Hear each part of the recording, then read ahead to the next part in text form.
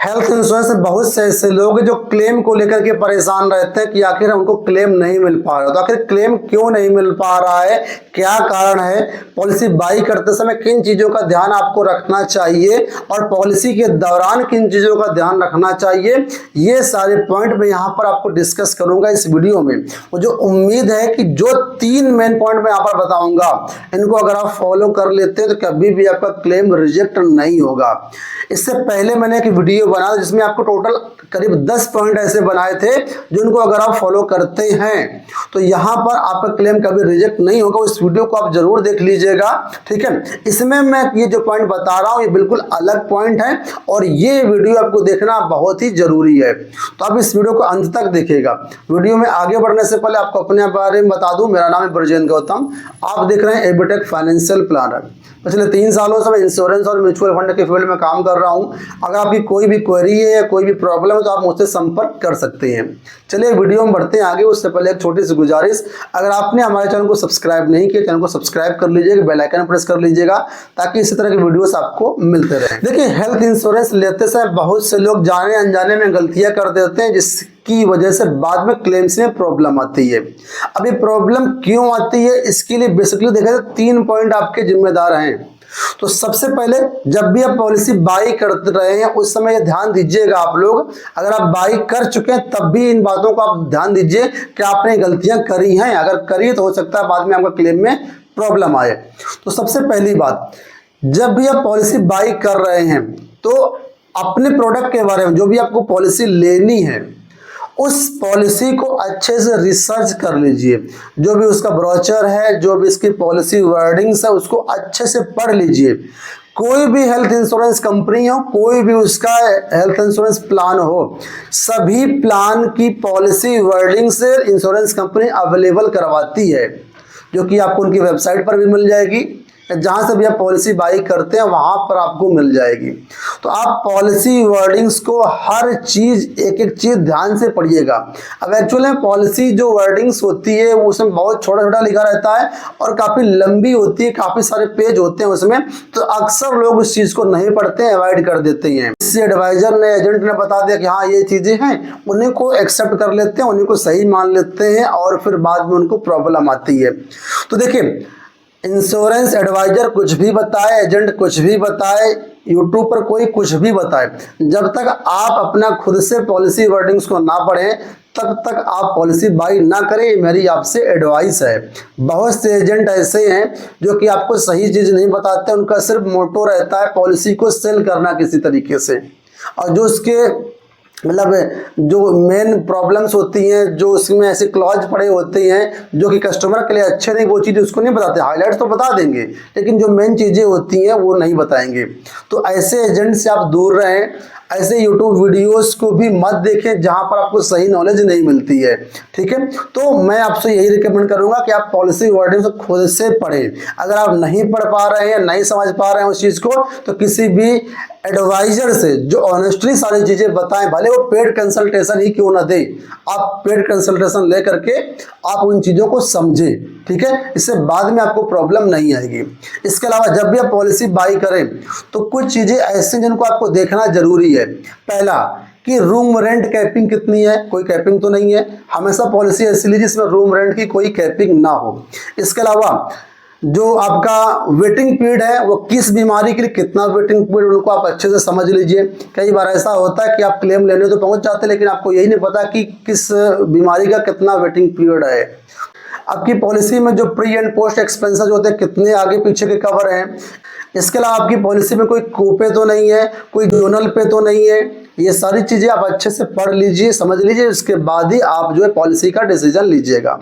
दूसरी बात, दूसरा जो पॉइंट मेन है वो ये है कि जब भी आप पॉलिसी बाई करो तो अपनी प्री एग्जिस्टिंग डिसीज, जो पास्ट मेडिकल हिस्ट्री है, उसको आप जरूर बताएं। जैसे कि आपको कोई, आपकी फैमिली में किसी को बीपी है, डायबिटीज है या अस्थमा है, इस तरह से कोई भी प्रॉब्लम है तो उसको आप इंश्योरेंस लेते समय अपने एजेंट से या अपनी कंपनी से जरूर बताएं, क्योंकि अगर आप अभी नहीं बताएंगे तो बाद में आपको प्रॉब्लम आनी तय है।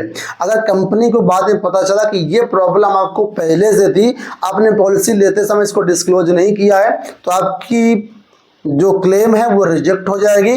कई बार आपकी पॉलिसी भी टर्मिनेट कर दी जाती है। तो इन सब से बचने के लिए पास्ट मेडिकल हिस्ट्री जरूर बताएं। अब पास्ट मेडिकल हिस्ट्री में क्या क्या चीज़ें आती हैं, तो सबसे पहले तो आप ये देखिए पास्ट मेडिकल हिस्ट्री में जो अभी हमारे प्रॉब्लम्स हैं, जैसे कोई बीमारी है तो उसके बारे में बताएं।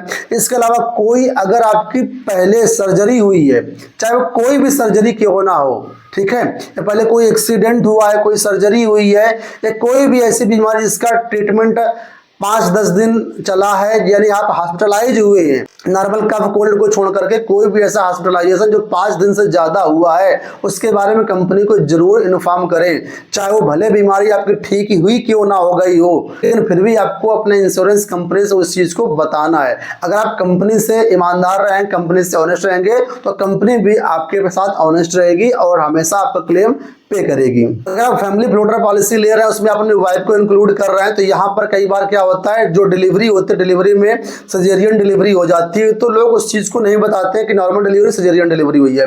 तो अगर सजेरियन डिलीवरी हुई है तो उस चीज़ को भी आप पॉलिसी में जरूर मेंशन कराएं कि हाँ सजेरियन डिलीवरी हुई है बेबी में, तो ये भी बहुत इंपॉर्टेंट है। इसके अलावा कोई भी ऐसी प्रॉब्लम जो लगता है कि हाँ ये बतानी जरूरी, चाहे छोटी से छोटी ही क्यों ना हो, उसको आप जरूर बताइए। अब कई बार लोग इस कारण से अपनी पास्ट मेडिकल हिस्ट्री नहीं बताते कि अगर हम पास्ट मेडिकल हिस्ट्री बताएंगे तो हमारा प्रीमियम बढ़ जाएगा या कुछ वेटिंग पीरियड लग जाएगा।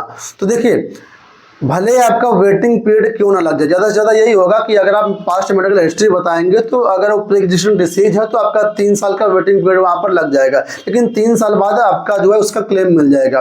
कई बार कुछ प्रॉब्लम्स ऐसी होती है जैसे कि बीपी डायबिटीज वगैरह है, इसमें अस्थमा वगैरह, तो यहाँ पर आपका प्रीमियम थोड़ा सा बढ़ जाता है, 10%, 20%, 30% तक डिपेंडिंग ऑन योर डिसीज आपका जो थोड़ा सा प्रीमियम वो बढ़ जाता है। तो भले ही आज आपको प्रीमियम ज़्यादा क्यों ना देना पड़े, लेकिन बाद में कभी भी आपको क्लेम की दिक्कत नहीं रहेगी।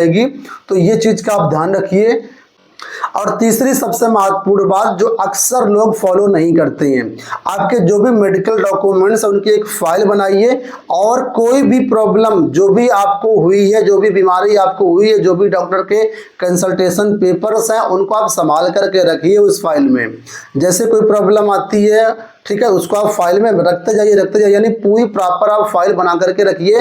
कई बार वो आपके काम आती है, खासतौर पर हेल्थ इंश्योरेंस में जब आप क्लेम लेते हैं तो कोई भी पास्ट बीमारी जो आपकी ठीक भले ही क्यों ना हो गई है, उसकी भी कंपनी को अगर डाउट होता है कि हाँ ये बीमारी कब पहली बार डायग्नोस हुई थी, तो आपसे पास्ट मेडिकल जो रिपोर्ट हैं, जो फर्स्ट कंसल्टेशन पेपर्स होते हैं, वो भी आपसे मांगे जाते हैं, उस समय आपको उनको देना पड़ेगा। जैसे मान लीजिए कोई ऐसी बीमारी आपको हुई जिसका आप क्लेम लेने गए, अब कंपनी को ऐसा लगता है कि ये बीमारी कहीं ना कहीं आपको पहले से है और वो उसने कंपनी ने मांग लिया कि आप फर्स्ट जो कंसल्टेशन पेपर है इसका वो आप दीजिए।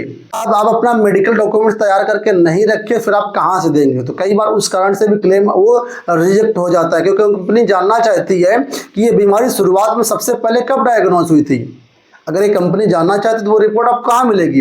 वो आपको मिलेगी फर्स्ट कंसल्टेशन पेपर में। जैसे कि सपोज करो आप आज स्वस्थ हो, ठीक है, कोई दिक्कत नहीं है। अब मान लीजिए 1 साल बाद, 2 साल बाद आपको यहाँ पर शुगर जो है वो पता चलता कि आपको शुगर हो गई है, तो उस फर्स्ट कंसल्टेशन पेपर में डॉक्टर लिखता है कि इनको हाँ अभी तक कुछ दिक्कत नहीं थी, अब ये इनको शुगर हो गई है। तो ये पहली बार शुगर कब डायग्नोस हुआ वो उस पेपर में लिखा होता है, तो उससे कंपनी को कई बार क्लेम सेटलमेंट करने में आसानी रहती है। कई बार ऐसी इमरजेंसी आ जाती है कि आपको कुछ प्रॉब्लम हो गई, आप एडमिट हो गए, आप कुछ भी रिस्पॉन्ड करने के लायक नहीं हो। अब आपकी फैमिली से वो चीज़ें पूछी जाती हैं, जो डॉक्टर होता है आपकी फैमिली से चीज़ें पूछता है कि इनको क्या प्रॉब्लम है, कब से प्रॉब्लम है, और फैमिली को भी वो चीज़ें पता नहीं है। फैमिली में रैंडम ऐसे कुछ भी बता दिया, 2 साल 3 साल 4 साल से ये प्रॉब्लम है, ठीक है, ऐसे कुछ भी बता दिया, और आपकी फैमिली ने जो भी चीज़ें बताई और डॉक्टर ने वही चीज़ पर्चे में लिख दिया। अब कंपनी के पास जब क्लेम सेटलमेंट के लिए आपका वो सारे बिल्स जाएंगे, सारी रिपोर्ट जाएंगी, कंपनी देखा इनको तो ये प्रॉब्लम पहले से है, फिर वो कंपनी वहां पर क्लेम रिजेक्ट कर देगी। लेकिन अगर आपके पास फर्स्ट कंसल्टेशन पेपर है तो आप उस चीज को प्रूफ कर सकते हैं। तो हमेशा आप अपने जो फर्स्ट कंसल्टेशन पेपर्स हैं, जो मेडिकल हिस्ट्री है, जो भी आपके ट्रीटमेंट हुए हैं, ठीक है, चाहे वो पास्ट के हों या अभी के हों, उनको आप संभाल करके रखिए। अगर आप अभी तक नहीं रखे हो तो आप फ्यूचर में उनको जरूर ट्राई करिए कि फाइल बनाइए और मेंटेन फाइल रखिए हमेशा की। जब भी आपके पास फाइल मेंटेन होगी, कोई प्रॉब्लम्स होगी तो सीधा फाइल उठा करके कोई भी फैमिली का मेंबर चला जाएगा और सारे पेपर्स आपको वहाँ पर एक जगह मिल जाएगा। ट्रीटमेंट में आसानी होगी, क्लेम में भी आसानी होगी। तो अगर आप इन चीज़ों को फॉलो करेंगे तो मुझे उम्मीद है कि आपका कोई भी क्लेम रिजेक्ट नहीं होगा, सभी क्लेम आपका जो है वो वहाँ पर अप्रूव हो जाएगा। हेल्थ इंश्योरेंस से जुड़ी कोई भी क्वेरी है, आप हेल्थ इंश्योरेंस बाई करना चाहते हैं, किसी प्लान को समझना चाहते हैं, तो आप लोग हमसे कांटेक्ट कर सकते हैं। हमारे कांटेक्ट नंबर आपको स्क्रीन पर दिख रहे हैं, इसके अलावा डिस्क्रिप्शन बॉक्स में भी दिए गए, वहां से आकर के पर्सनली हमसे बातचीत करके कोई भी समाधान कर सकते हैं। हमें उम्मीद है कि वीडियो आपको पसंद आया होगा। फिलहाल इस वीडियो में इतना ही, धन्यवाद।